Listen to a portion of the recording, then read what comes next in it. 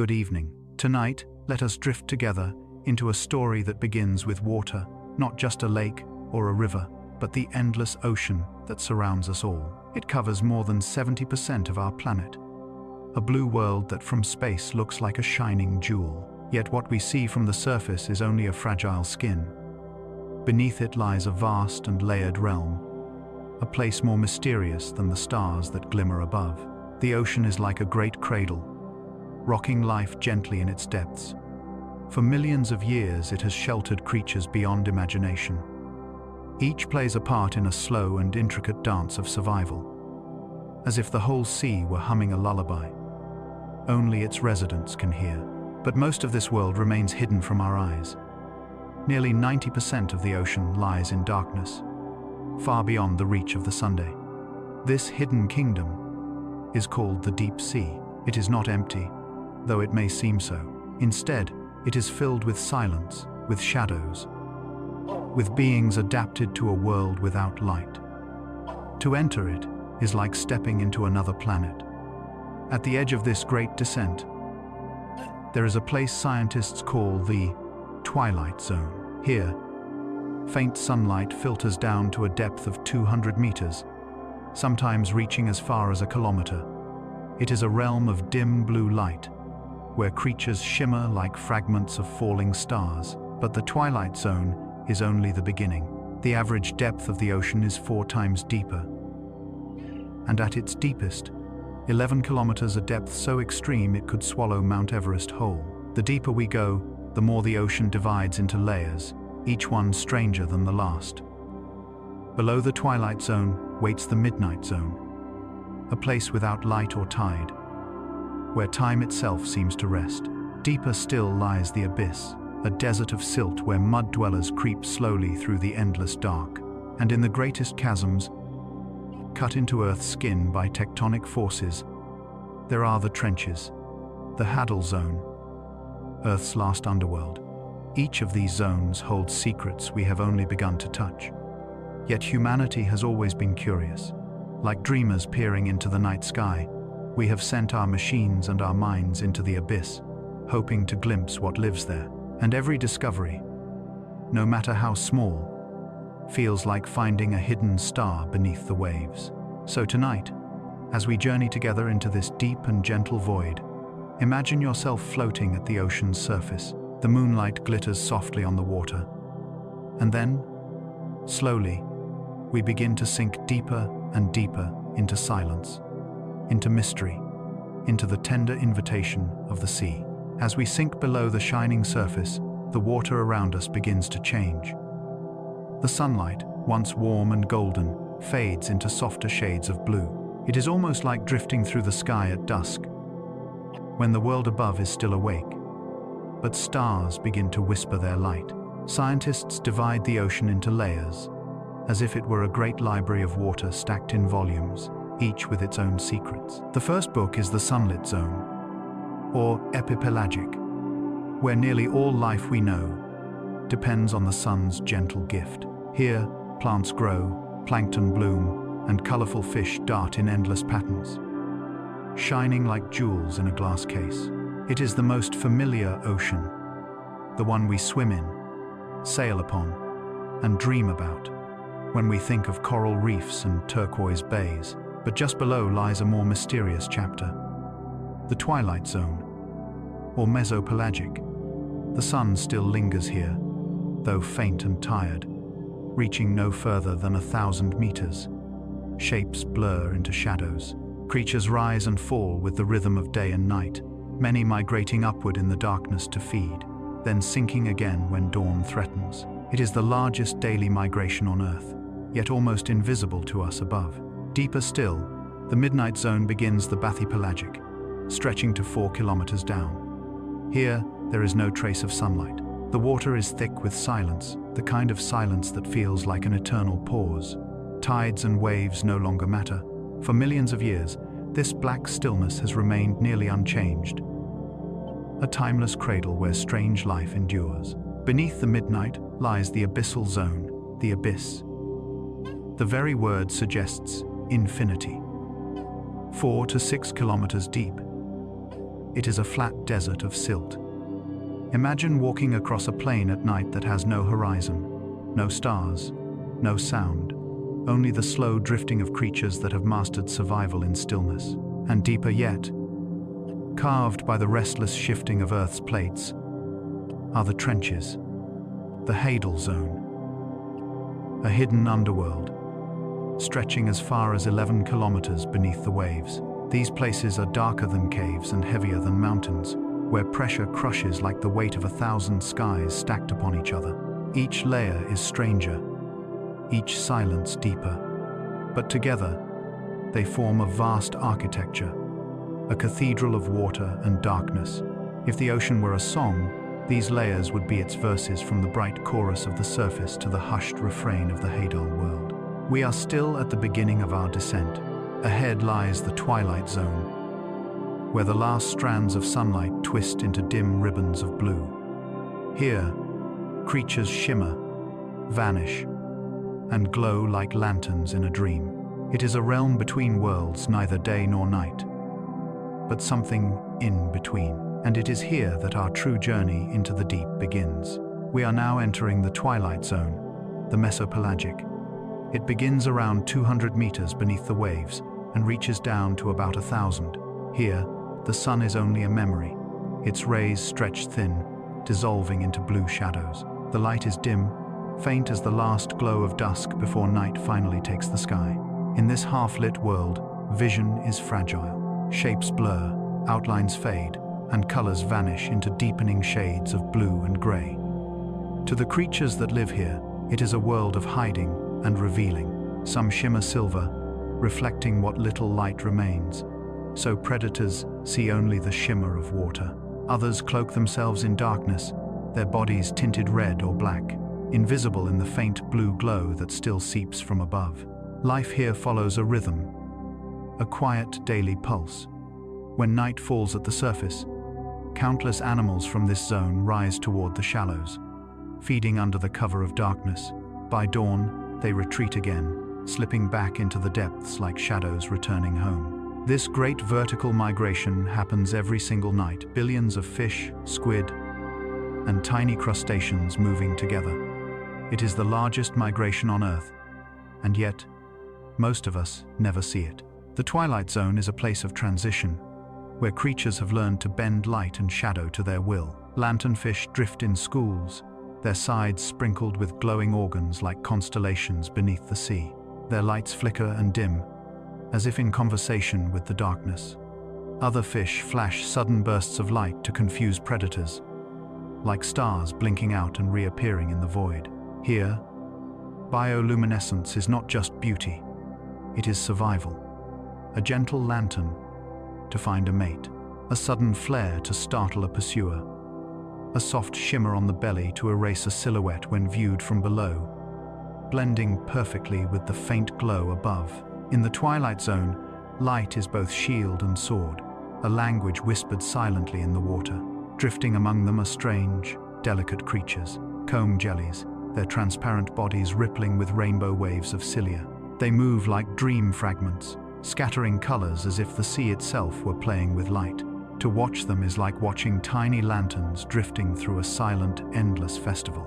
And then, there are hunters, squids with wide eyes, perfectly shaped to catch every scrap of fading light. Some eyes glow blue, others yellow, searching for silhouettes against the faint backdrop. To survive here is to live in a world of illusions, where what you see is not always what is there. The Twilight Zone is not empty, though to us it might seem like a silent corridor of water.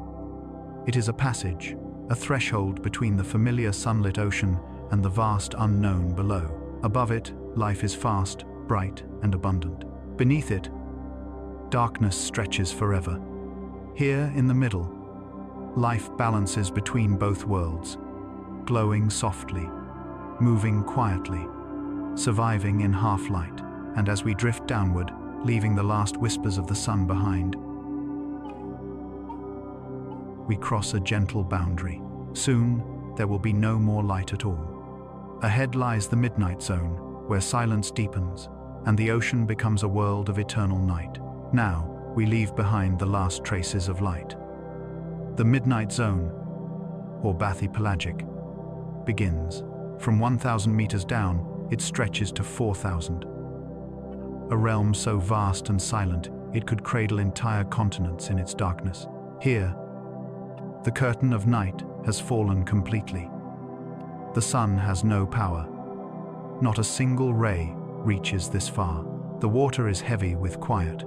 Imagine a place where the waves, the tides, the daily rhythm of surface winds, none of it matters anymore. This zone has been unchanged for millions of years, untouched by storms or seasons. It is a world that moves slowly, where time seems to rest, like a long exhale in the lungs of the earth. The pressure is immense. At the top of this zone, the water presses down with 100 times the weight of our atmosphere. At the bottom, 400 times. Yet for the creatures that live here, this crushing weight is not a burden, but simply the air they breathe. Their bodies are soft, flexible, and perfectly designed to endure a world that would break almost anything else. Temperatures rarely rise above 4 degrees Celsius. It is a cold that never lifts. A still chill that feels eternal, and food is scarce. What little nourishment arrives has drifted from above. Fragments of plankton, scales, and shells, all falling as a slow, delicate snow. Scientists call it marine snow, but it looks more like dust settling in a forgotten room, feeding the lives hidden here. And yet, in this deep night, life endures. Creatures of strange and surreal forms drift or wait in silence.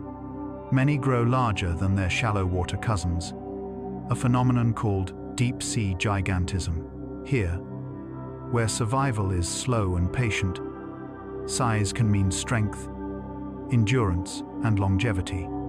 Some animals live for centuries, their lives ticking in a rhythm almost impossible for us to imagine. There is no rush in the Midnight Zone. No hurry, no light to chase, no seasons to race against. Instead, it is a place of waiting, conserving, and moving with the patience of eternity. To us, it feels alien, but for the beings that dwell here, it is home. As we drift deeper into this endless dark, the ocean begins to reveal its secrets. Predators with glowing lures, fragile bodies built of water and light, and eyes adapted to see what no human eye could. The deeper we go, the stranger the shapes, the more otherworldly the glow. The Midnight Zone is not empty. It is alive, with creatures that have made peace with the silence, finding ways to thrive in a world where every breath, every flicker of light, every moment of survival is precious. And soon, we will meet them. Below the Midnight Zone, the descent continues. Around 4,000 meters down, we reach the abyssal zone, the abyss. Even the name carries weight, like a whisper of something endless. It stretches all the way to 6,000 meters, covering more than half of Earth's ocean floor. Imagine a desert at night, wide and silent, but instead of sand, it is made of fine silt and soft mud. This is the abyssal plain, a flat, featureless world that extends farther than the eye can see. It is one of the most stable environments on our planet. No storms, no sunlight, no changing seasons. Just stillness.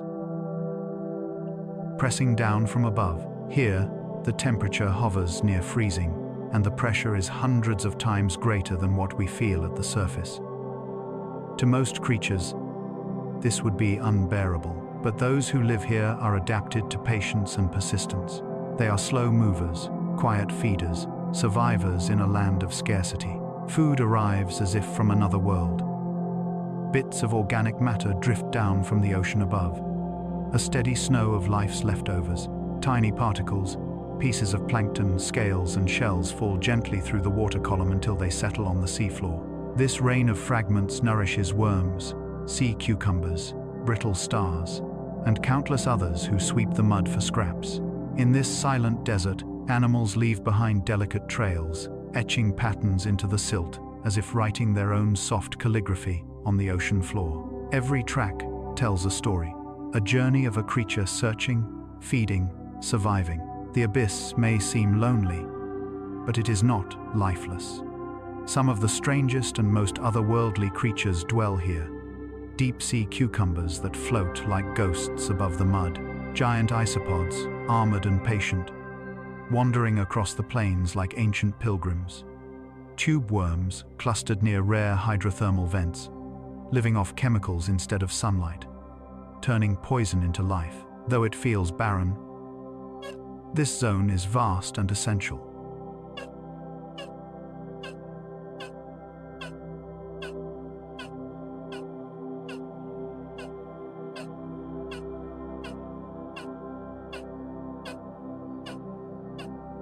Every particle of food, every movement in the mud, every drifting scavenger is part of an immense balance, quietly maintaining the rhythm of the sea. To drift across the abyssal plains is like floating over an ancient, endless desert.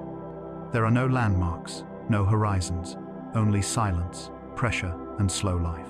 It is a world where survival is simple. Endure, wait, and take what the ocean offers.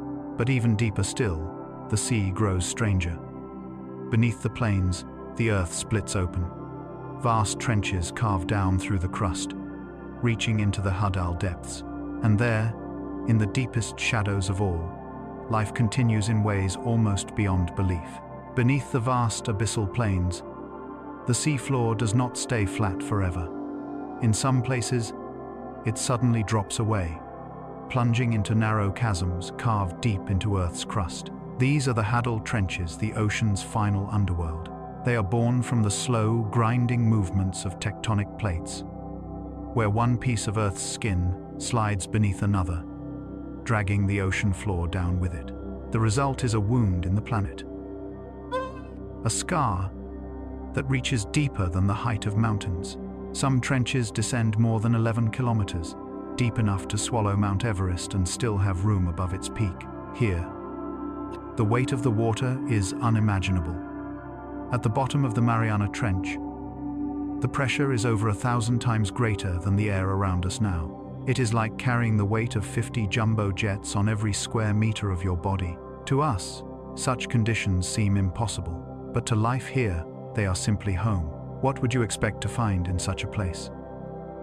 Perhaps nothing at all. And yet, even in this crushing darkness, life persists. Pale amphipods scuttle across the sediment, their delicate bodies strong enough to endure the weight of the world above. Snailfish, translucent and fragile-looking, drift gracefully, perfectly designed to survive where almost nothing else can. Food is rare, even rarer than in the abyssal plains. Much of it comes from what falls from above, the slow rain of marine snow, or the occasional bounty of a fallen whale carcass, sinking down like a final gift to the deep. Around these feasts, entire communities gather, feeding, thriving, and then dispersing again into the shadows. Unlike the open expanses above, the trenches feel enclosed, like narrow valleys sealed by darkness. They are Earth's hidden chambers, a reminder that our planet still holds secrets too deep for us to fully reach. To explore them is to touch the edge of the unknown. For decades, these depths were thought unreachable. But human curiosity is persistent. With sturdy submersibles and robotic explorers, we have begun to peer into this silent world. What we have seen so far is astonishing creatures, delicate, strange, and resilient, living in ways we never imagined possible.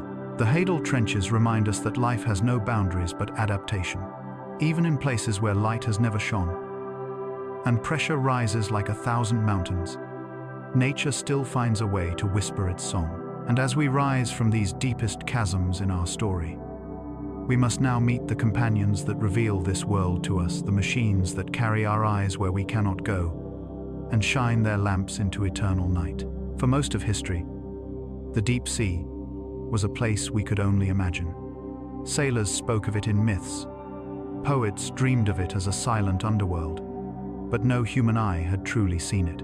The crushing pressure and endless dark made it seem untouchable. And yet, curiosity has always pushed us forward, even into places that feel impossible. In the late 20th century, we began to build machines that could carry our gaze into this hidden world. Submersibles, both manned and unmanned, were designed like protective shells, allowing fragile human life to reach beyond the limits of sunlight. Some were small enough for only 1 or 2 passengers, like tiny lanterns drifting down into blackness. Others were robotic, able to stay longer and dive deeper than any human could endure. One of these robots is Rove Sebastian, operated by the Schmidt Ocean Institute. About the size of a small car, it can descend to 4.5 kilometers, covering the entire midnight zone. Connected to the surface by a long tether, it moves with care, its lights slicing through the dark like the glow of a candle in a vast cathedral. Imagine the moment it begins to descend. Above, the ocean is bright and alive. Then slowly, the light fades. First blue, then shadow, then pure darkness. The only glow comes from Sebastian itself, a beacon carried down into silence. Through its cameras, we see creatures that were once only mysteries. Fragile jellies drifting like glass ornaments, fish with bodies designed for shadow, squids flashing sudden bursts of light, like stars awakening beneath the waves. Other machines have followed similar paths. Manned submersibles allow explorers to sit face to face with the deep, staring out of small round windows into a world few have ever seen. These journeys often last hours, but in memory they feel timeless, a dreamlike drift into Earth's quietest places. Without these tools, the midnight and abyssal zones would remain closed to us. They are the eyes and hands we send where our bodies cannot go, showing us glimpses of a realm that is as much Earth as the land we walk on. Each dive is a reminder. The ocean is not empty. It is alive, patient, and thanks to these machines, we are beginning to listen. As Sebastian and its companions shine their lights into the black, the first shapes of the deep come into view. Some are small, nearly invisible. Others are giants, drifting like shadows across the void. Each is a wonder, an answer to how life continues in silence. And it is here, in this meeting between human curiosity and the deep's hidden residents, that our story begins to shift from zones of darkness to the creatures who call them home. As the robot's light pushes into the vast dark, the first shapes begin to appear. They drift slowly, like fragments of dreams caught in water. Some are so small they seem to vanish as soon as you notice them. Others loom larger than expected, shadows with strange outlines that glide through the beam before fading back into the black. The midnight zone is full of surprises. Life here is not loud or bright, but patient, quiet, and deeply adapted to silence. To meet these creatures is to step into a world of illusions, bodies that are almost invisible, or glowing with gentle light, or stretched into shapes no surface animal could ever carry. Tiny plankton sparkle like dust motes caught in sunlight, except the sunlight no longer exists here. Instead, the light is artificial from the robot's lamps or living, carried inside the creatures themselves. Jellies drift, their transparent bells expanding and contracting with rhythm, as if the sea itself were breathing. Faint ripples of color pass along their sides, shimmering rainbows in a world otherwise without light. Then, from the shadows, larger forms appear. Eels that hang like ribbons in the water, twisting slowly, their jaws open, as if waiting for prey to drift into reach. Fish with enormous mouths, their bodies delicate yet capable of swallowing creatures larger than themselves. They move slowly, conserving every bit of energy. For food here is scarce, and every meal could be the difference between survival and fading away. Some creatures glow with their own light. Tiny pulses of blue or green drift in the black, like lanterns carried by invisible hands. Others use their light as lures, flickering beacons, designed to trick, confuse, or attract. To us, they appear beautiful. To them, it is the difference between life and death. In this zone, stillness is strategy. Many predators simply wait, their bodies nearly motionless, blending with the void. It is patience, perfected over millions of years. Our first encounters here remind us the midnight zone is not empty. It is alive in ways that feel almost otherworldly. Every shimmer, every shadow is a secret being, revealed for the first time. And as we drift deeper, more will emerge. Creatures stranger, larger, and more patient than anything we have seen so far. The further into the dark we go, the more the ocean reveals just how many ways there are to survive. The deeper we drift, the more the ocean begins to feel like another world entirely. Here in the midnight zone, conditions would seem unbearable to us. The water temperature never rises above 4 degrees Celsius. It is a constant chill, like an endless winter. There are no seasons, no warmth, only a still cold that never changes. Yet life here has grown comfortable in this steady quiet, wrapped in a darkness that has existed for millions of years. Then there is the pressure. With every 10 meters we sink, the ocean presses harder. At the top of the midnight zone, the weight is already 100 times greater than what we feel at the surface. At its bottom, nearly 400 times. It is as if a mountain were resting on every part of the body. For us, it would be crushing. But the creatures here are built of softness and patience. Their bodies bend instead of breaking, flex instead of shattering. Where rigidity fails, fluidity survives. Food is scarce. Unlike the bright surface waters where plankton bloom and fish dart in abundance, the midnight zone is distant from the source of life's energy. The sunday. No plants grow here. No photosynthesis is possible. The animals depend instead on what falls from above. Flakes of marine snow, fragments of the day's feast, drifting downward like tiny gifts, and the occasional larger treasure, such as the sinking body of a whale.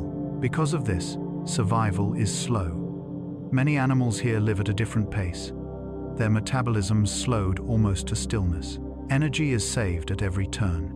A heartbeat may pass more gently, growth may take decades, and lives may stretch far beyond the years we imagine. Here, time itself seems to slow, like a lullaby stretching into eternity. In this quiet void, every movement is careful, every choice measured. A sudden burst of speed could waste energy needed for weeks of survival. And so, creatures have become masters of stillness. They wait, they drift, they endure. The midnight zone is not a world of abundance, but a world of resilience. It shows us that life does not always need light or plenty. Sometimes, it only needs the patience to adapt, to move slowly, to breathe quietly, and to find beauty in survival itself. And among these patient residents are some of the giants of the deep, creatures that grow larger and live longer than almost any others on Earth. In the slow, cold silence of the deep, time moves differently. Here, creatures do not hurry. They grow slowly, breathe gently, and stretch their lives across centuries. Among them are the giants of longevity, beings whose patience allows them to endure where others could not. One of the most remarkable is the Greenland shark. Dwelling in the dark waters of the Arctic and North Atlantic, it drifts through the cold at depths of over 2,000 meters. At first glance, it seems unassuming, a gray shadow with small eyes and a sluggish movement. Yet this shark may live longer than any other vertebrate on Earth. Some individuals are believed to have seen more than 4 centuries pass, swimming quietly through generations of human history. Imagine a life that began before Shakespeare wrote his plays, still continuing today, in silence beneath the ice. This extraordinary longevity is part of a larger pattern scientists call deep-sea gigantism. In the deep ocean, many creatures grow far larger than their shallow water relatives. The cold slows their metabolisms, the darkness protects them from constant hunting, and the scarcity of food encourages slower growth, but greater size. It is as if the deep sea stretches not only time, but the very shape of life itself. The Greenland shark can reach lengths of 7 meters, longer than a great white. Yet, it rarely rushes. Its movements are slow, almost dreamlike, conserving energy in a world where meals are rare. It survives not with speed or aggression, but with endurance, drifting, waiting, outlasting. It is not alone. Other deep dwellers, like giant amphipods and colossal squids, follow similar patterns. In the silence of the abyss, their bodies expand, their lives extend, their presence magnified by patience. Where the surface ocean is a place of constant activity, the deep rewards those who are willing to take their time. In this way, the giants of the deep remind us that survival is not always about strength or swiftness. Sometimes, it is about persistence, about moving slowly, enduring quietly, and letting time itself become an ally. As we drift deeper still, we begin to meet the hunters of the dark, not the fast, chasing predators of the sunlit seas, but patient watchers, waiting in silence for their moment to strike. In the endless darkness of the midnight zone, hunting is not a chase, it is a waiting game. Here, food is scarce, and wasting energy can mean the difference between life and death. So, predators of the deep have learned to be still, to let patience become their sharpest weapon. Unlike sharks that cut through sunlit waters with speed, or reef fish that dart among coral, these hunters prefer silence. They float almost motionless, blending into the void until their prey drifts too close. Then, with a sudden strike, fast, precise, and final, they claim their meal. Among these, still hunters are the comb jellies. They do not sting like other jellies. Instead, their tentacles are lined with tiny, sticky cells called colloblasts, each acting like a delicate trap. When prey brushes against them, it sticks, caught as if in a spider's web spun from threads of light. The comb jelly then reels in its prize, glowing softly all the while. Their bodies ripple with waves of color, refracting the faintest light into shimmering rainbows. In the quiet of the deep, these colors seem almost like music, a silent symphony of blues, greens, and purples that drifts across the black water. Watching them feels like watching floating lanterns at a night festival, moving gently with invisible currents. Other predators use different strategies. Some hide their forms by drifting vertically, disguising their silhouettes against the faint light above. Others lie suspended, their bodies transparent or cloaked in deep blackness, waiting for the smallest flicker of motion. Here, efficiency is survival. To move too much, to waste too much energy, is to risk vanishing into the silence forever. These predators conserve, adapt, and turn the darkness into an ally. It is a strange paradox in this world of scarcity. Predators flourish not through constant action, but through stillness. They are watchers, shadows, and guardians of the deep's quiet balance. And among them, some have learned to wield light itself, not just to hide, but to lure, to confuse, and to speak in the silent language of the deep. In the blackness of the midnight zone, where sunlight never reaches, life has found its own way to shine. Many creatures here carry lanterns within their bodies, tiny organs that produce light, glowing softly in the dark. This magic is called bioluminescence, and in the deep ocean, it is as common as leaves in a forest. Each light is a message. A faint blue spark might be a signal to attract a mate. A sudden flash could be a warning, startling a predator long enough to escape. A steady glow might draw prey closer, curious enough to drift into waiting jaws. In a world without sound, bioluminescence becomes a language, the songs of the deep, written not in voices but in light. Some of the most mesmerizing singers are the comb jellies. They do not glow by producing their own light but refract what little shines from above or from other creatures. Their rows of cilia beat rhythmically, scattering light into shimmering waves that ripple across their glass-like bodies. It is as if the sea itself were weaving ribbons of color across the black. Others, like the lobate comb jellies, have no sticky tentacles. Instead, they create feeding currents with their cilia, pulling prey gently into their mouths. As they move, they shimmer like drifting lanterns, filling the dark with quiet beauty. But some use light not as decoration, but as a weapon. The anglerfish, perhaps the most famous of all deep-sea hunters, carries a lure called an esker. This glowing tip dangles from a modified fin, like a tiny lantern on a fishing rod.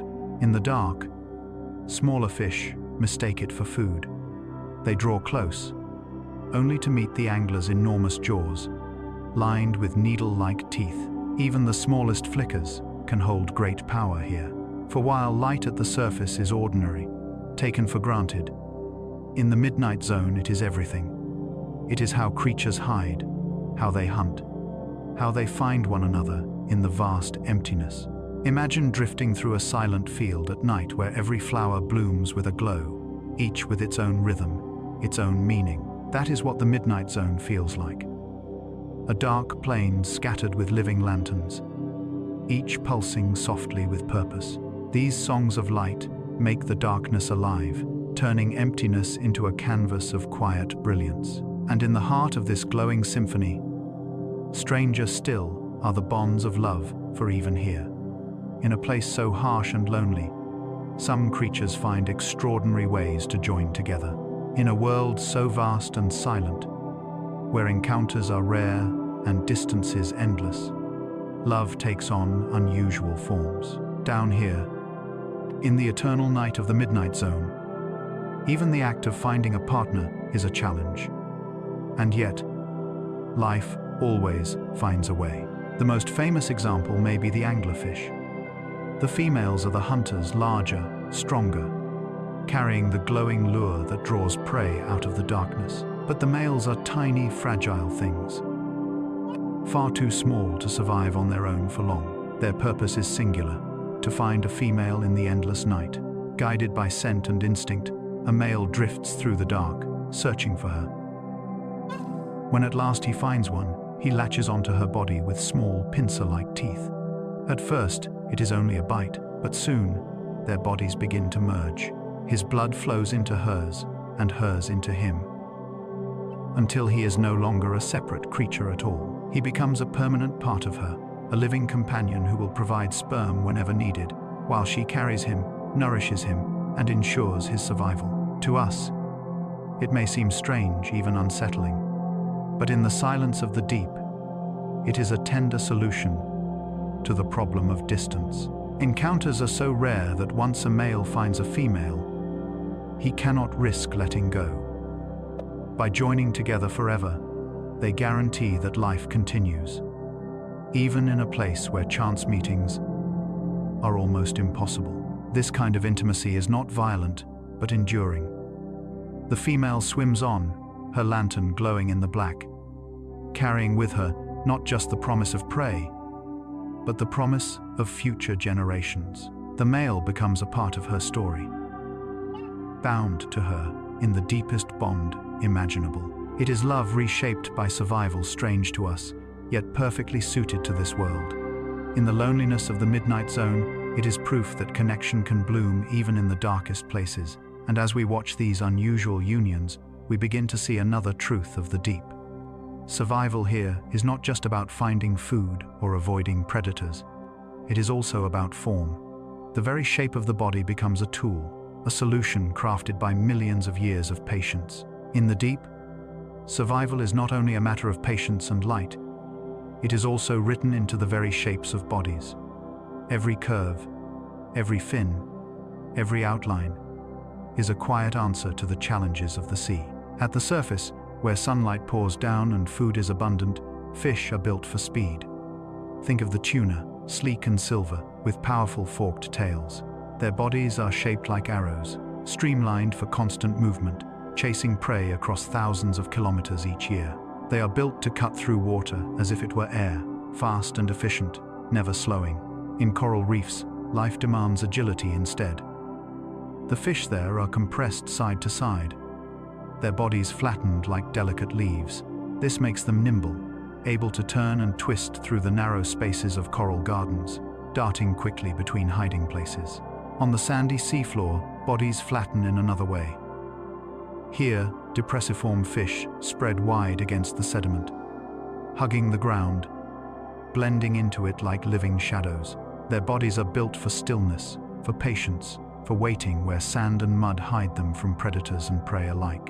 But in the deep, in the midnight zone, none of these shapes would work. There are no reefs to weave through, no sandy flats for cover, and no constant streams of prey to chase. Instead, two forms dominate this silent realm. One is globiform, rounded, balloon-like bodies, such as those of the anglerfish. These creatures do not swim for long distances.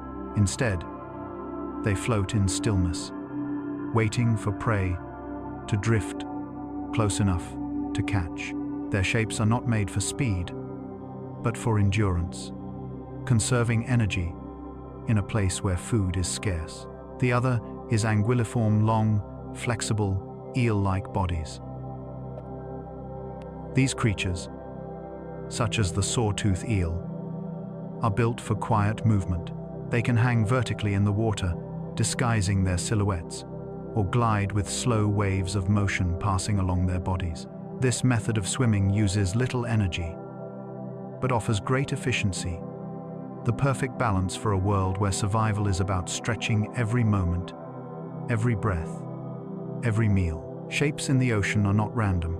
They are solutions, tested over millions of years. Every curve of a fin, every stretch of a body, every angle of a tail is an answer whispered by evolution to the questions of survival. And as we look closer at these eel-like forms, we find some of the strangest and most delicate hunters of the deep, long, thread-thin beings that seem less like animals and more like living lines of ink, moving through the water's silence. Among the eel-like shapes of the deep, there are creatures so slender and delicate that they seem more like whispers than animals. These are the thread-like hunters, drifting ribbons of life in the vast blackness. One of them is the sawtooth eel. Its body is long and flexible, built for patience. It often hangs vertically in the water, head down, disguising its outline against the faint light from above. In this position, it becomes nearly invisible, waiting for unsuspecting prey to wander close. When it moves, it does so with soft, sinuous waves, like a ribbon flowing in slow motion, conserving energy with each subtle curve. Even stranger is the snipe eel. Its body is so thin and thread-like that it seems more like a strand of silk than a fish. Though it can grow more than a meter long, it weighs little, its body stretched into the finest of lines. Its jaws are curved, almost bird-like, bending away from each other, lined with tiny hooked teeth. With its mouth always open, it sweeps through the water, trapping small crustaceans as it moves. The snipe eel is extraordinary in another way. It has more vertebrae than any other animal on Earth. Over 700 bones run along its length, giving it a flexibility that allows it to undulate like a thread caught in a current. It glides with grace, neither rushing nor wasting, a master of energy in a world where every motion must count. These thread-like hunters are not fierce in appearance.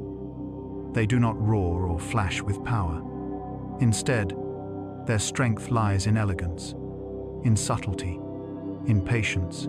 They are reminders that survival is not always about force. Sometimes it is about finding balance with the silence, blending into the void, and moving with the currents rather than against them. To watch them is like watching calligraphy written across the water.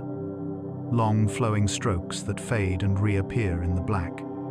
They are delicate hunters, in a place where delicacy itself becomes an art of survival. But even more astonishing than their shapes is the way deep-sea creatures use color, or the lack of it, to vanish completely from sight. In the midnight zone, color itself becomes a shield. In the midnight zone, where sunlight has never reached, color behaves differently. On the surface, we see a world alive with reds, yellows, and greens. But here, in the deep, those colors fade, swallowed by blue and black. For the creatures of the abyss, survival often depends on how well they can vanish into this palette of shadows. Some fish wear a cloak of red, a clever disguise. Red light cannot travel far in water, and in the deep it disappears entirely. To our eyes, a red animal at these depths appears black, blending seamlessly with the darkness. For predators, it is as if the animal does not exist at all. Others take invisibility even further. They have evolved a power scientists call ultra-blackness. Their skin is covered with microscopic structures that trap and swallow nearly all light that touches them. Some reflect less than 0.5% of any illumination, darker than velvet, darker than coal, darker than anything the human eye can imagine. To look at them is to see a shadow so complete that even the outlines of their bodies vanish. This ability is more than beauty, it is protection. In a place where predators carry glowing lanterns, Being invisible means being alive. Imagine drifting in endless night, where the faintest reflection could give you away.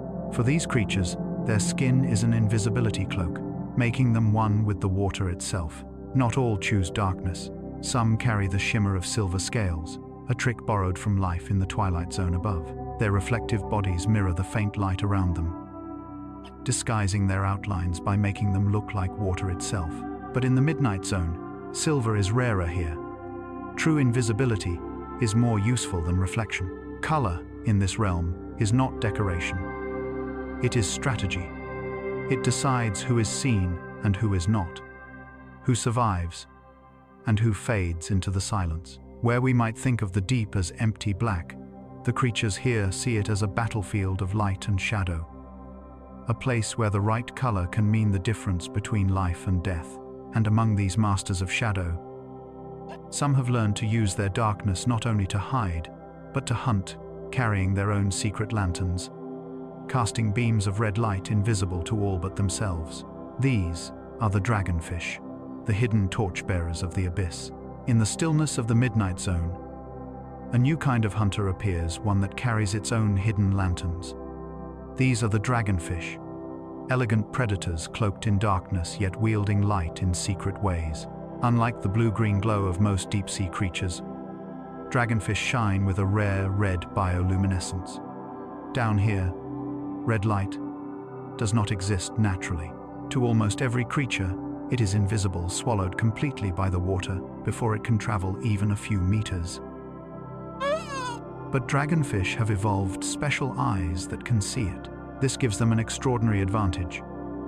They can shine red beams like searchlights, illuminating prey that believes it is safe, unseen in the dark. To the dragonfish, these hidden flashes reveal everything. Their bodies are sleek and shadowy, some sheathed in bronze, others in deep black. Many carry glowing dots along their bellies, organs called photophores, which they use for counter-illumination, disguising their silhouettes by matching the faint glow above them. To a predator watching from below, the dragonfish vanishes, blending into the lightless sky of water overhead.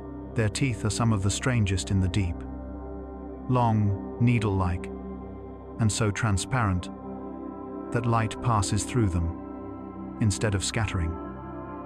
To prey, they are invisible until it is too late. When the jaws close, there is no escape. The mouth of a dragonfish is not just a trap, it is a cage of crystal daggers hidden in the dark. Some dragonfish carry glowing barbels that dangle beneath their chins, swaying gently like fishing lures. Others flash patterns along their sides, perhaps to signal mates, perhaps to confuse rivals. Each spark of light has a purpose, a quiet strategy written in photons. To us, they appear like mythic beasts, swimming silently through the abyss with secret lanterns and invisible fangs. They remind us how adaptable life can be, turning even darkness into an ally. In the dragonfish, we see the deep ocean's paradox made clear. It is a place of silence and stillness, yet also one of cunning and hidden brilliance. Even here, in the world of endless night, predators have found ways not only to survive, but to hunt with elegance. And drifting alongside them are others just as strange creatures whose lineage stretches back hundreds of millions of years. Ancient survivors that carry the memory of Earth's oceans in their very bones. Not all who drift through the deep are new arrivals in Earth's history. Some are ancient survivors, carrying within their bodies the story of oceans long past. They are reminders that life, once it finds a way, can endure for unimaginable stretches of time. One such creature is the chimera, often called the ghost shark. It is not a true shark, but a relative, descended from a lineage that diverged more than 200 million years ago. Long before humans walked the land, long before the dinosaurs ruled, chimeras already swam in the shadows of ancient seas. Today, they remain, gliding quietly along the seafloor of the deep, their smooth bodies and large, otherworldly eyes adapted for darkness. The chimera's body tells the story of its ancestry. Its skeleton is made not of bone, but of cartilage, the same material as sharks and rays. Along its sides runs a lateral line system, a network of sensory organs that detects even the faintest vibrations in the water. With this, it can sense movement in a world where vision is limited, where most things remain hidden in the dark. Other creatures of the deep carry similar echoes of the past. The nautilus, though it lives closer to the surface, belongs to a group of cephalopods that has survived for hundreds of millions of years with little change. Its coiled shell, a perfect spiral, is a design so effective that time itself has chosen not to alter it. In the depths, its distant cousins, squids and octopuses, have taken different paths, but all share the same ancient origins. To encounter these beings is like meeting living fossils, silent witnesses to the Earth's long story. They have seen oceans rise and fall, continents drift apart, and entire species vanish. Yet they remain, carried forward by resilience and quiet adaptation. There is a stillness in them, a patience honed over epochs. They remind us that survival is not always about change. Sometimes, it is about staying the same, holding on to what works, and letting time move around you like a current. The ancient survivors are guardians of memory in the deep. Their presence whispers that the ocean is not just a realm of mystery, but also a living archive, holding pages written long before we appeared.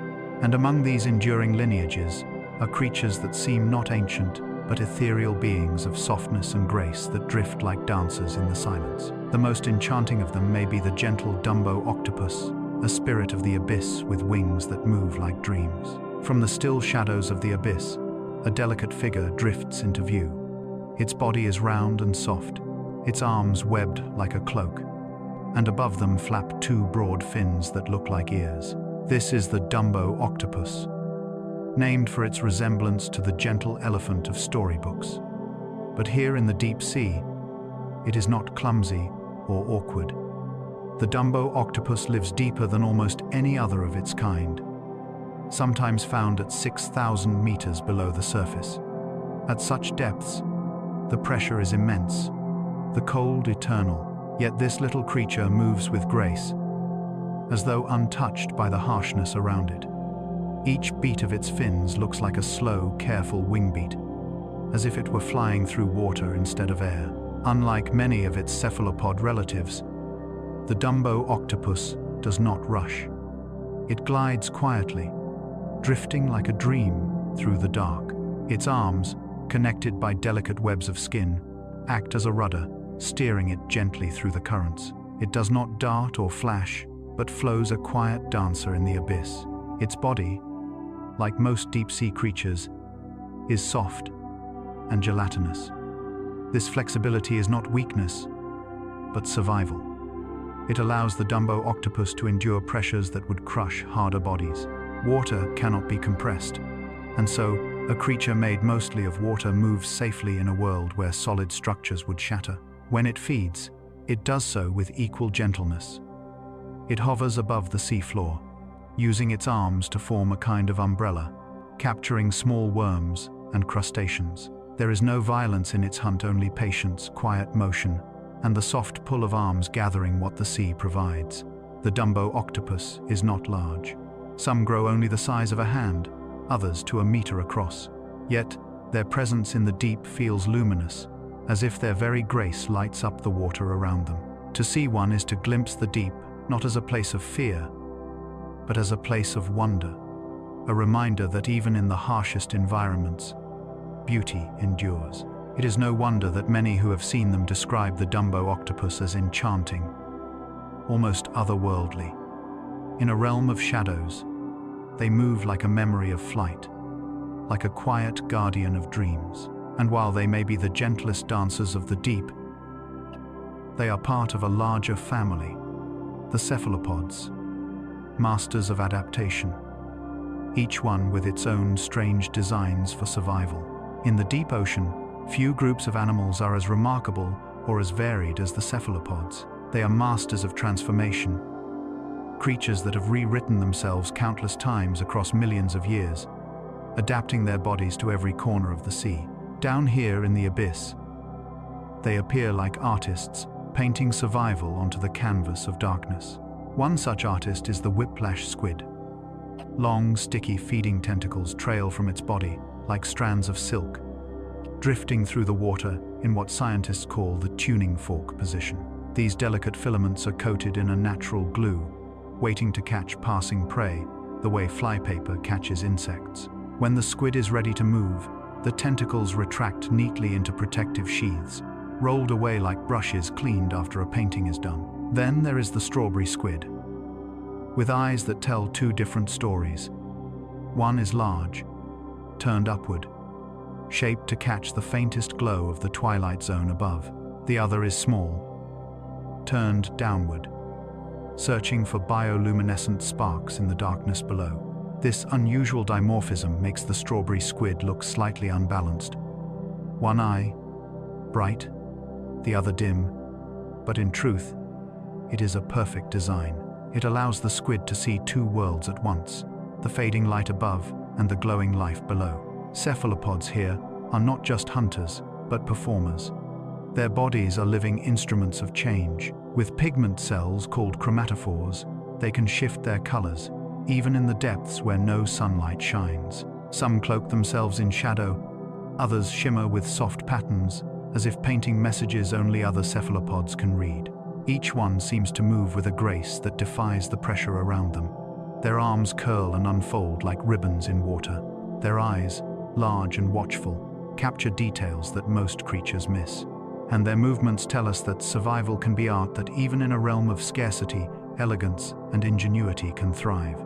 The cephalopods remind us that adaptation is not just about enduring. It is about creating new possibilities, about finding beauty in function and invention in necessity. They show us that even in the deepest darkness, life can be fluid, surprising, and endlessly creative. And among their number is a creature whose very name sounds like legend. A being that drifts through the abyss with arms outstretched, feeding not on speed or strength, but on patience and the quiet snow that falls forever through the water. The vampire squid awaits. Its name may sound fearsome, the vampire squid, but in truth, this creature is one of the gentlest beings of the abyss. It is not a hunter of blood, nor a monster of the night. Instead, it is a quiet collector, surviving on the slow, delicate snowfall of the deep. The vampire squid drifts with ease, its body dark and gelatinous, perfectly suited for the pressures of the midnight zone. Its arms are connected by thin webs of skin, forming a cloak that looks almost like folded wings. When threatened, it can draw these arms over its body, turning itself into a glowing, inside-out umbrella, with tiny bioluminescent spots sparkling like stars across the folds. Unlike the swift squids of the sunlit seas, the vampire squid lives life at a slower pace. It does not chase prey. Instead, it feeds on what scientists call marine snow, the tiny particles of organic matter that fall endlessly from above. With long, slender filaments that trail from its body, it gathers these drifting fragments. Each piece of plankton, each scrap of decay, each delicate flake of life's remains. The filaments are coated in sticky mucus, trapping the snow, which is then rolled into a ball and eaten with quiet efficiency. It is a strategy of patience, one perfectly suited to a world where food is scarce, where others might race and struggle. The vampire squid endures by accepting what the ocean gives, piece by piece. Its blood, too, carries an unusual gift. It contains a special pigment, hemocyanin, with the highest affinity for oxygen of any known cephalopod. This allows the vampire squid to live in waters where oxygen is scarce, places other creatures cannot survive. In these suffocating zones, it thrives, alone and undisturbed, a master of endurance. Despite its name, there is a gentleness about this creature. Its movements are slow and graceful, its body soft and delicate. In the stillness of the abyss, it floats like a shadowed lantern, its tiny lights flickering against the black. The vampire squid reminds us that survival does not always come through power or ferocity. Sometimes, it comes through quietness, patience, and the ability to find life even in the smallest gifts of the world. And while the vampire squid lives softly, other residents of the deep must take greater risks. Among them are mothers who sacrifice everything, carrying their young for months in the cold and dark, giving their final strength to ensure new life can begin. In the deep sea, survival is never easy. Food is scarce, dangers are many, and the weight of the ocean presses down without mercy. Yet even here, in a place so harsh, there are stories of devotion, quiet acts of love that shine brighter than any bioluminescent glow. One of the most moving belongs to the black-eyed squid. Unlike many animals that release their eggs and move on, this mother takes a different path. She carries her clutch of more than 2,000 eggs with her, holding them close in membranous sacs. They dangle from her body like a shimmering bundle, more than doubling her length, swaying gently as she moves through the dark. She carries them for up to 9 months. In that time, she does not feed. She does not rest. Every moment is spent protecting her offspring, keeping them oxygenated by moving through the water. Her body grows weaker with each passing day. Muscles waste away, her strength fades, but still she holds on. It is a once-in-a-lifetime act. When the eggs hatch, her journey ends. She has given everything: her strength, her body, her life, so that her young may have a chance to survive in the abyss. This final sacrifice may seem sorrowful, but there is also beauty in it. For in her endurance, she transforms the darkness into a cradle of life. Her last act ensures that thousands of tiny beings will drift forward, carrying her legacy into the ocean's future. In the Midnight Zone, where survival often feels cold and distant, the black-eyed squid reminds us that love, too, exists here. It may not look like the love we know on the surface, but it is just as powerful. A devotion written into instinct, a story of a mother's quiet strength. And while some mothers carry their young until the very end, others create homes out of what the deep provides, crafting shelters in the most unlikely places, carving out safe spaces in a world that seems to offer none. In the deep sea, there are no coral reefs to hide in, no forests of kelp, no rocky caves for shelter. The world is open, empty. Yet even here, some creatures have learned to build homes not from stone or wood, but from the bodies of others.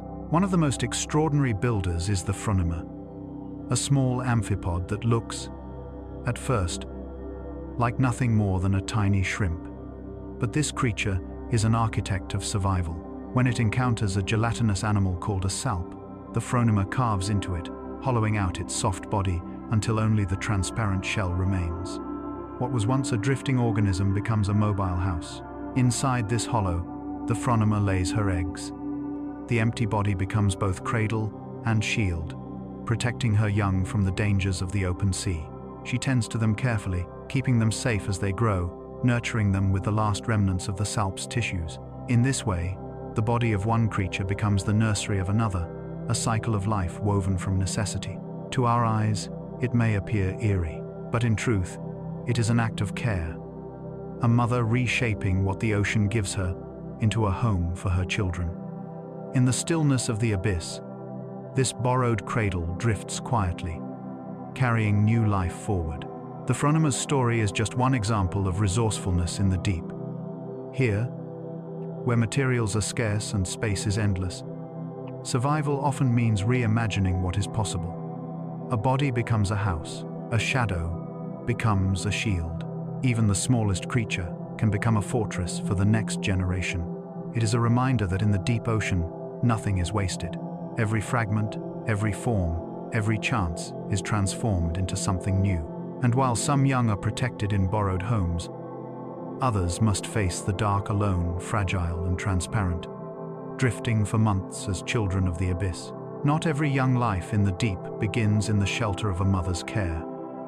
Many creatures begin their journeys utterly alone, drifting like glass fragments through the black.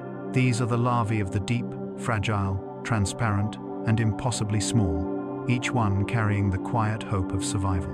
Among the most delicate are the larvae of eels, known as leptocephali. Their bodies are flat and nearly invisible, shaped like ribbons of glass. More than 800 species of fish, including all eels, begin life in this form. For months, even years, they drift with the currents, feeding on tiny particles of marine snow, growing slowly while the ocean carries them through its endless corridors. Their transparency is their shield.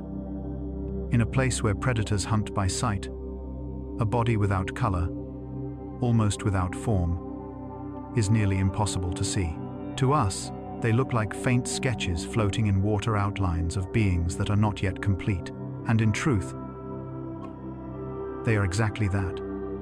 Lives still unfolding, still shaping themselves for the journeys ahead. Other larvae, like those of deep-sea lobsters or amphipods, follow similar paths. Each begins in fragility, drifting in silence, nourished only by what the sea provides. Some remain in this state for a year or more before transforming into their adult forms, adapting slowly to the demands of the abyss.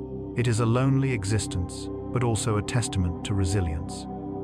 Each fragile drifter is a child of the deep, facing vastness and uncertainty with nothing but its own quiet persistence. The survival of many may be slim, but those that endure will carry forward the lineage of their kind, continuing the story of life in a place that seems almost too harsh for beginnings. These tiny drifters remind us that even in the darkest and coldest corners of our planet, life is always being renewed. Fragile though it may be, it finds a way like a candle flickering in the wind, yet never going out.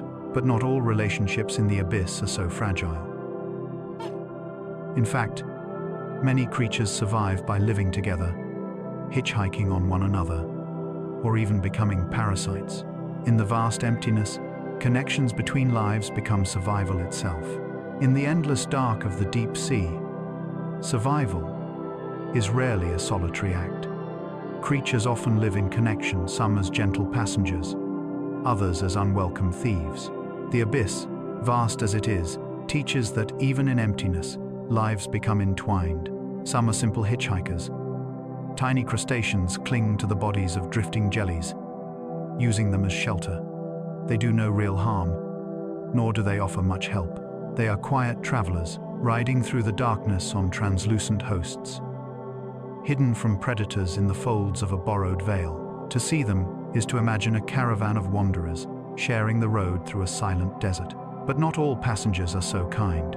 Some are parasites, turning the bodies of others into their homes and their food. An amphipod may burrow into the soft flesh of a jelly, nibbling carefully at its host while ensuring it does not kill it too quickly. Balance is everything. Take too much, and the shelter disappears. Take too little, and survival falters. Others, like parasitic copepods, slip inside fish or eels, wrapping themselves around internal organs and piercing tissues to feed. To the host, they are invisible enemies, quiet thieves stealing from within. One of the strangest relationships belongs to the deep staria jelly, a giant, shapeless creature with a bell that looks like a drifting sheet. Inside its body, amphipods sometimes live as tenants, consuming bits of the jelly's delicate skin. The jelly, in turn, closes its bell like a drawstring bag around prey, feeding even as it shelters its uninvited guests. These relationships may seem harsh, but they are also reminders of how resourceful life becomes in a place where nothing is wasted.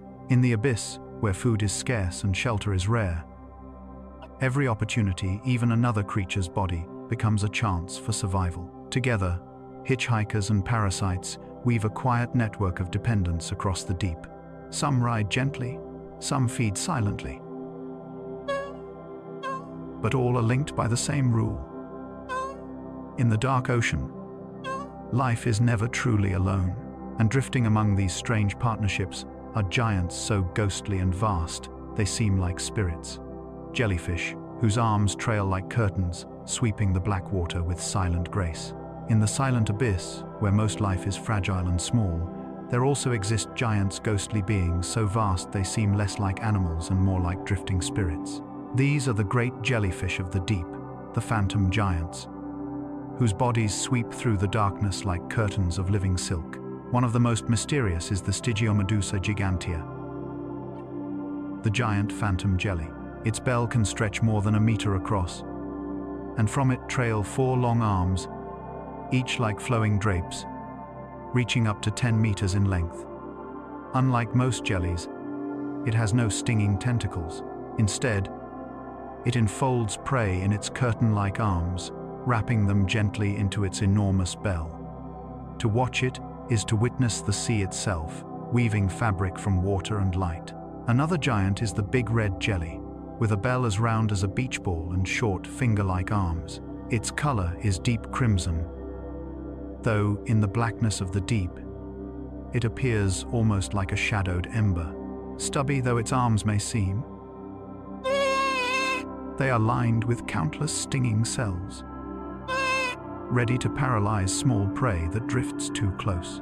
Perhaps most haunting is the deep staria jelly, a creature without true tentacles, whose bell can expand and contract like a translucent sheet.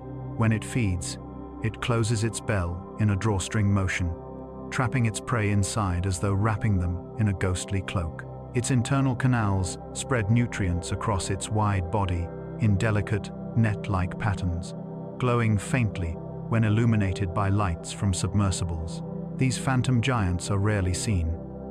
They drift in silence, carried by currents, hidden in a realm few humans ever touch. And yet, when glimpsed, they leave an impression that lingers as if the ocean itself were reminding us of its scale, its grace, and its endless creativity. They are both delicate and immense, fragile and powerful, ethereal dancers in a ballroom of black water. Their slow, sweeping motions turn the abyss into a stage, reminding us that even in darkness, beauty can take forms grander than imagination. But not all giants of the deep are single beings. Some are collectives, colonies of many, linked together into one. These are the siphonophores, living strings of light and life, where individuality dissolves into unity. In most of the animal kingdom, a body belongs to a single creature, but in the deep sea, even this rule bends. Here, some of the most extraordinary beings are not individuals at all, but colonies of many long, glowing chains made up of countless tiny animals, all working together as one. These are the siphonophores. At first glance, a siphonophore looks like a single ribbon of light drifting through the abyss. Some are longer than a blue whale, stretching up to 50 meters among the longest creatures on Earth. But a closer look reveals their secret. Each shimmering bead along the ribbon is a separate life, a tiny organism called a zooid. All the zooids are genetically identical, but each is shaped for a different task. Some zooids are built for feeding. They dangle delicate tentacles lined with stinging cells, capturing prey and passing nourishment to the whole colony. Others are swimmers, shaped like small bells, pulsing rhythmically to propel the colony through the dark. Still others serve as floats, filled with gas to control buoyancy, keeping the siphonophore balanced as it drifts. Together, they are like a symphony, each part playing its own note, creating harmony that no single zooid could achieve alone. They are many, yet they are also one. The most famous of them, the Praia dubia, can reach extraordinary lengths, shimmering like a living chandelier suspended in the black. Its body is both delicate and immense, a cathedral of light floating in silence. Sometimes, siphonophores even shed parts of themselves, casting away fragments that continue to glow and move for a time. Scientists do not yet know why. Perhaps it is defense, a distraction for predators. Perhaps it is reproduction, fragments beginning colonies of their own. Even here, mystery lingers, reminding us that the deep always keeps some secrets. To us, siphonophores seem otherworldly, but in their unity we see something familiar: the power of cooperation. Alone, each zooid is fragile, incomplete. Together, they form a being greater than the sum of its parts, a living constellation drifting through the abyss. And just as forests on land thrive through interconnected roots and canopies, the deep ocean, too, is a world of layers, recycling, and balance. In its hidden ways, it mirrors the ecosystems we know above, vast, patient, and endlessly interwoven. The deep ocean may seem barren at first glance, a dark void with no trees, no flowers, no landscapes like those we know. But if we look closely, we find that it is not so different from the forests above. Beneath the waves, there are hidden forests, woven not from wood and leaves, but from coral, sponge, and drifting giants of jelly. In a forest on land, tall trees reach toward the sun, their branches layered with birds, insects, and moss. Fallen leaves feed the soil below, and nothing is wasted. In the ocean, corals and sponges serve a similar role. They grow on rocky ridges and seamounts, creating shelter for countless small creatures. Their intricate shapes are like roots and branches, forming miniature cities in the shadows. Around them, fish, crustaceans, and worms weave through the coral like animals through underbrush. Even jellyfish, so fragile, so fleeting, act as drifting forests. Their bells become floating islands, hosting tiny crustaceans that hide among their folds. Some hitchhikers live harmlessly, gaining protection without giving anything back. Others feed on the jelly itself, a strange balance of harm and dependence. Yet either way, the jelly becomes a moving ecosystem, a shelter in a world with so few places to hide. And just as fallen leaves feed the forest floor, the ocean too has its cycle. At the surface, life blooms in the sunlight. When creatures die, their bodies sink, falling through the darkness as nourishment for the world below. This rain of fragments, this marine snow, sustains the deep just as decaying leaves sustain the soil of the forest. The patterns are the same, even if the materials differ. The forest and the abyss are mirrors, each a layered system where life supports life, and where nothing is wasted. Seeing these parallels reminds us that the world is deeply connected. The rhythm of a falling leaf in a quiet woodland is not so different from a flake of plankton drifting into the abyss. Both nourish, both sustain, both remind us that survival is a shared story, written again and again across the earth. And in the deep, just as in the forest, there are caretakers, creatures who cycle nutrients, who quietly keep the balance, and who even help shape the very breath of our planet. In the great balance of life, some creatures act as unseen caretakers, quietly shaping the health of the planet. In the deep sea, these are the keepers of carbon, beings that recycle, capture, and store the remains of life, ensuring that nothing is lost. One of the most important is the humble sea cucumber. At first glance, it may not appear remarkable. It drifts slowly over the abyssal plains, its body soft and simple, its tentacles sweeping the mud. But in truth, it is one of the ocean's most vital workers. As it feeds on marine snow, the flakes of dead plankton, shells, and organic debris, it recycles nutrients back into the ecosystem. In doing so, it cleans the seafloor and sustains countless others who depend on its quiet work. Some sea cucumbers are true wanderers, like the Pelagotheria natatrix, a rare species that lives not on the bottom, but drifting in the open water.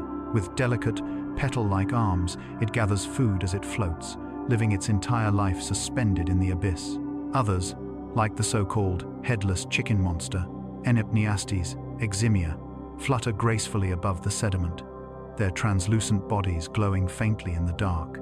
Strange as they appear, their role is the same, transforming death into life, waste into nourishment, silence into renewal. Jellies, too, are quiet keepers. Each year, when vast numbers of jellyfish die and sink to the depths, they carry with them enormous amounts of carbon.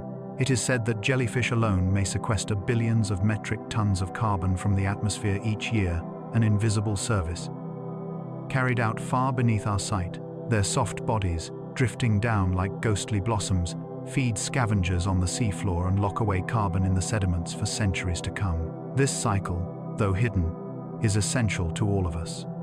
The breath we take on land is tied to the balance maintained here in the deep. The ocean is not separate from us, but part of us, its rhythms flowing into the very air we breathe. In this way, the deep reminds us that even the smallest and quietest of creatures can shape the world. A drifting cucumber, a falling jelly, a flake of marine snow, each plays its part in a chain that sustains the planet. And as we reach the end of our journey into the abyss, we find ourselves looking back with wonder. For in the silence of the deep, in its darkness and its patience, we have found beauty, resilience, and endless stories of life. Our journey has carried us far from the glittering surface waters to the vast plains of the abyss, and even into the deepest trenches of the Hadal world.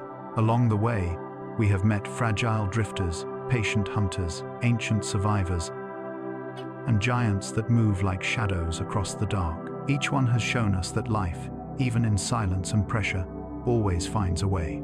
The deep sea is more than a place. It is a reminder that beauty does not need sunlight, that love can exist in the harshest corners, that survival can take forms stranger and more delicate than we ever imagined. From the tiny glass-like larvae drifting alone to the mother squid sacrificing everything for her young. Every story we found in the deep was a story of resilience. As we rise back toward the surface in our minds, we carry with us the memory of glowing lanterns, of phantom giants, of creatures older than time itself. The abyss remains unseen by most, yet it shapes the earth in silence, recycling carbon, storing life's remains, and whispering its patience into the heartbeat of the planet. The ocean holds mysteries still, secrets waiting in trenches and shadows, and perhaps that is its greatest gift, to remind us that wonder has no end, that there are always new stories waiting to be told, even in the quietest places. So tonight, as you drift into your own quiet darkness, may you remember the gentle dancers of the abyss, the lantern bearers of the deep, and the forests hidden beneath the waves. May their stillness remind you to breathe slowly, to rest, and to trust in the quiet strength of patience. Thank you for joining me on this journey into the ocean's hidden world. If you wish to hear more stories, soft, slow, and filled with wonder, please consider subscribing, so that together we may continue to explore the gentle science of life.